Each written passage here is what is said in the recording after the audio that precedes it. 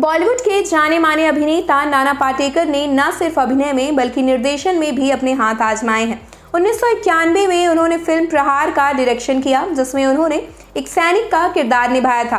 ये फिल्म सामाजिक समस्याओं और देशभक्ति पर आधारित थी, जिसे दर्शकों ने खूब सराहा। एक्टिंग और डायरेक्शन के अलावा नाना पाटेकर एक सोशल वर्कर भी हैं। वो किसानों की समस्याओं को लेकर काफ़ी एक्टिव रहे हैं और उन्होंने महाराष्ट्र के सूखा प्रभावित किसानों के लिए काफ़ी अच्छा कंट्रीब्यूशन दिया है। वह अपनी सिंप्लिसिटी और हेल्पिंग नेचर के लिए जाने जाते हैं। फिल्म इंडस्ट्री में इतने सालों तक रहने के बावजूद उन्होंने कभी अपनी सिंप्लिसिटी और डिसिप्लिन को नहीं छोड़ा। नाना पाटेकर का जीवन और करियर स्ट्रगल, सैक्रिफाइस और सच्चाई की मिसाल है। उनकी अदाकारी में जो गहराई और रियलिटी है, वह उन्हें एक बेहतरीन अभिनेता बनाती है। आज भी वह अपनी फिल्मों और सोशल वर्क के माध्यम से लोगों के दिलों में बसे हुए हैं। आपको बता दें कि नाना पाटेकर के जीवन से जुड़ा हुआ एक ऐसा किस्सा है जिसे सुनकर आप भी थोड़े से दंग रह जाएंगे।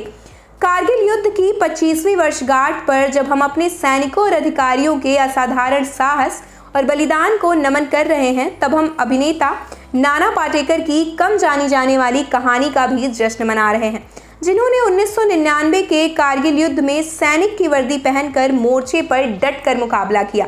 नाना पाटेकर 2 महीने तक एक विशिष्ट क्विक रिएक्शन फोर्स का हिस्सा थे। अपने एक इंटरव्यू में नाना पाटेकर ने 1999 के इंडो पाकिस्तान कारगिल युद्ध के अपने एक्सपीरियंस शेयर किए।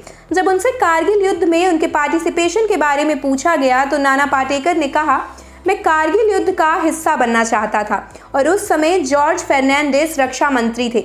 मैंने कमांडो कोर्स पूरा किया था और मैं 300 मीटर राइफल श्रेणी में राष्ट्रीय स्तर का एक अच्छा शूटर हूँ। मैंने अपनी इच्छा जाहिर की, लेकिन जब मैंने जनरल पैटन को फ़ोन किया तो उन्होंने कहा कि वे मुझे नहीं ले सकते क्योंकि मैं एक नागरिक था। फिर मैंने फर्नांडिस को फ़ोन किया, जिन्होंने ये कहते हुए मना कर दिया कि नागरिकों को इस बात की परमिशन नहीं है। तब मैंने कहा कि कमीशन पाने में 6 महीने लगते हैं और मैंने पहले ही 3 साल का प्रशिक्षण पूरा कर लिया था।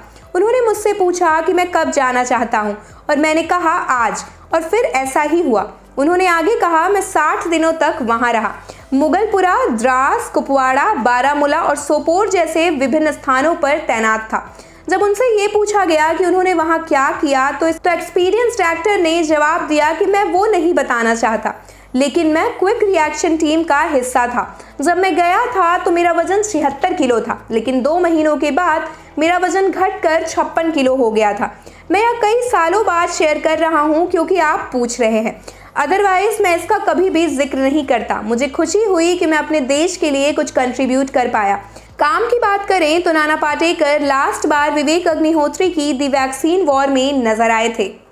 आप देख रहे हैं सौगंध टीवी, सौगंध वतन की।